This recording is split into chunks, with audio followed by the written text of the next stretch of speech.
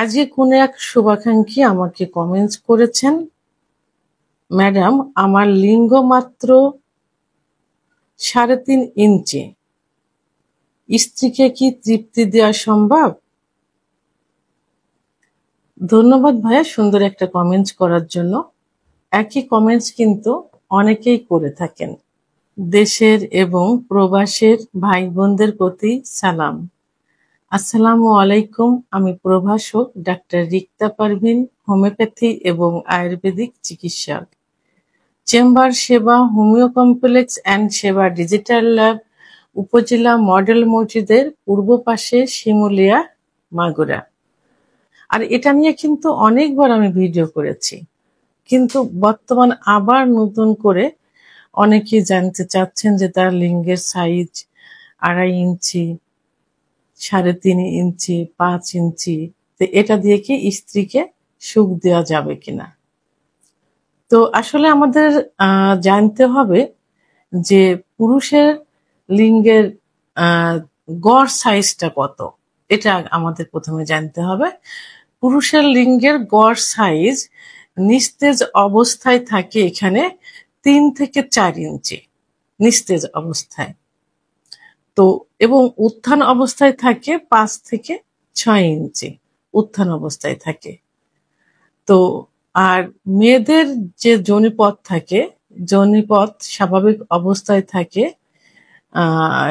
চওড়াটা থাকে 3.5 এবং যখন উত্তেজিত হয় তখন থাকে 6 থেকে 7 ইঞ্চি মতো। অর্থাৎ তাদের স্বাভাবিক অবস্থায় যোনির যে আকারটা থাকে 3 থেকে 4, আর উত্থান অবস্থায় অর্থাৎ উত্তেজিত অবস্থায় থাকে 6 থেকে 7। তাহলে পুরুষের কত এবং মহিলাদের কত এটা কিন্তু বোঝা গেল। তবে হ্যাঁ, মহিলাদের ক্ষেত্রে কিন্তু বিশেষ একটা স্যাটিসফাই জায়গা আছে, মানে যোনিপথের ভিতরে যেটাকে বলে জি স্পট জায়গা। এই জি স্পট জায়গাটা থাকে কিন্তু যোনিপথ থেকে যারা বেটে মেয়ে তাদের ক্ষেত্রে 1 থেকে 1.5 ইঞ্চি ভিতরে, আর যারা একটু লম্বা তাদের থেকে থাকে 2 থেকে 2.5 ইঞ্চি ভিতরে থাকে। তো এই যে জি স্পট জায়গা, এই জায়গাটাই মূলত হলো মেন। এইখানে যত ঘর্ষণ লাগবে তত দ্রুত স্ত্রীদের বীর্যপাত ঘটানো সম্ভব হবে। তা এখন যাদের যে সেক্ষেত্রে আপনার এখানে যেটা দেখা যাচ্ছে যে 3.5 ইঞ্চি, এটা কিন্তু যে গড় যে সাইজ, সে সাইজের থেকেও কিন্তু কম। কিন্তু কম থাকলেও এখানে ভয়ের কোনো কারণ নেই, কারণ মেয়েদের জি স্পট জায়গাটা মানে সুখের জায়গাটা কিন্তু আপনার লিঙ্গের থেকে তার দূরত্ব কিন্তু কম। অর্থাৎ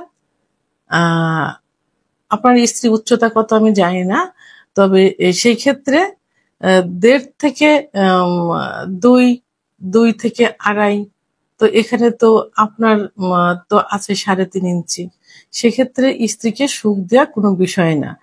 তবে এখানে লিঙ্গের সাইজটাই কিন্তু মেন না, মেন হলো স্ত্রীকে পর্যাপ্ত পরিমাণে ফোরপ্লে করতে হবে, কারণ সব স্ত্রীরাই চায় দীর্ঘ সময় সহবাসে লিপ্ত থাকতে। দীর্ঘ সময় সহবাসটাকে তারা বেশি পছন্দ করে এবং ফোরপ্লেটাকে বেশি পছন্দ করে। ফোরপ্লেটা কি, মেয়েদের কিছু সেনসিটিভ জায়গা আছে যেখানে সেক্স উত্তেজনাটা আসে, তো সেই সেনসিটিভ জায়গার প্রধান যে জায়গাটা সেটা হলো ক্লাইটোরিস। আর এই ক্লাইটোরিসের অবস্থানটা কোথায় থাকে? এটা অবস্থানটা থাকে প্রসাবের যে ছিদ্রের উপরেই থাকে একটা মটর দানার মতো। এখানে যত স্পর্শ করা যাবে এবং পুরুষাঙ্গ দিয়ে যত স্পর্শ করা যাবে, ঘর্ষণ দেওয়া যাবে, তত কিন্তু তার অর্গাজম হবে, অর্থাৎ সেক্স উত্তেজনা আসবে, কামরস কিন্তু বের হবে। তাহলে তার যে জি স্পট জায়গা থেকে এই ক্লাইটোরিসের দ্রুত কিন্তু মানে সামান্য, এই জি স্পট জায়গা থেকে ক্লাইটোরিসে লাগাতার ঘর্ষণ দিলে কিন্তু খুব সহজে মেয়েদের অর্গাজম হবে বা উত্তেজিত হবে। তা সেই ক্ষেত্রে এই 3.5 ইঞ্চি লিঙ্গ দিয়ে কিন্তু এটা করা কিন্তু সম্ভব। আচ্ছা, আরেকটা নিয়ম আছে, যেটা হলো যে দীর্ঘ সময় এবং এই ছোট লিঙ্গ দিয়ে তাকে যদি সুখ দিতে চান, সেক্ষেত্রে কিছু পজিশন আছে, সেই পজিশনটা অ্যাপ্লাই করতে হবে। এই পজিশনটা অ্যাপ্লাই করলে কিন্তু তারা আরো সুখ অনুভব করবে। সেটা কি? প্রথম যে পজিশন, সে পজিশনটা হলো মিশনারি পজিশন। তো এখানে যে পজিশন, সেই পজিশন হলো স্ত্রী নিচেই থাকবে, উপর থেকে স্বামী সহবাস করবে, কিন্তু তার বিশেষত্ব হলো স্ত্রীর কোমরের নিচে একটা বালিশ দিতে হবে। বালিশ দিলে উপর থেকে স্বামী সহবাস করলে তার এই পুরুষাঙ্গটা কিন্তু গভীরে প্রবেশ করবে। তো সেহেতু এই 3.5 ইঞ্চি দিয়ে গভীরে কিন্তু এই বালিশ ব্যবহার, কোমরের নিচে বালিশ ব্যবহার করে সহবাস করা কিন্তু সম্ভব। দ্বিতীয় যেটা, সেটা হলো ডগি স্টাইল, অর্থাৎ পিছন থেকে সহবাস করা। পিছন থেকে সহবাস করলে এই 3.5 ইঞ্চি, আপনার তো 3.5 ইঞ্চি, অনেকের কিন্তু 2 থেকে 2.5 ইঞ্চিও থাকে, যেটাকে ছোট লিঙ্গ বলে। তো এই লিঙ্গ দিয়েও কিন্তু এই ডগি স্টাইলে সহবাস করলে সুখ দেওয়া যায়।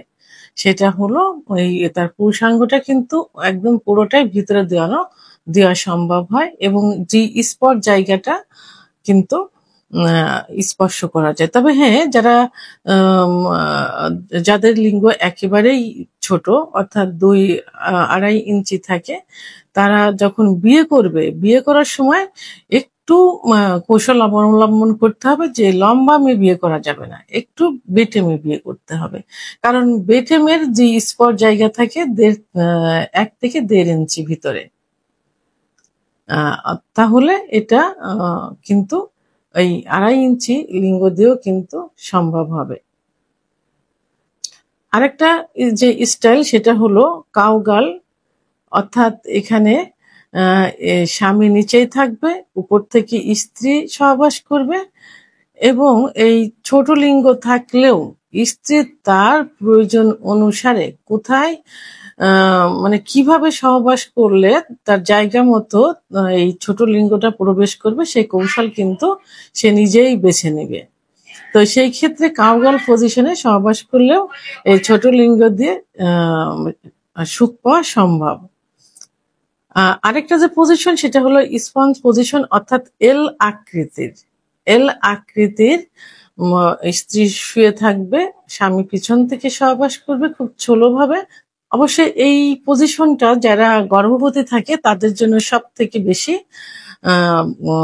ভালো, কারণ গর্ভবতী অবস্থায় সহবাস করলে যদি নিচের থেকে করে কি উপরের থেকে করে, জরায়ুটা কিন্তু অনেক নিচেতে থাকে। তো সেক্ষেত্রে যদি এই স্পঞ্জ পজিশনে সহবাস করা যায়, মানে করা ঠিক না গর্ভবতী অবস্থায়, তারপরেও যদি অনেকে করে থাকেন তার স্বামীকে পরকীয়ার হাত থেকে বাঁচানোর জন্য, এবং যে কারণে করে থাকেন, এই পজিশনে করলে তার ইউটেরাসটা কিন্তু উপরের দিকে থাকে, প্রেশার কিন্তু কম পড়বে। তো এই জন্য আপনার এই পজিশনেও সহবাস করা সম্ভব, এবং ছোট লিঙ্গ দিয়েও এটা সুখ দেওয়া সম্ভব হয়। তো 3.5, সেখানে 2 এবং 2.5 ইঞ্চি, যেটাকে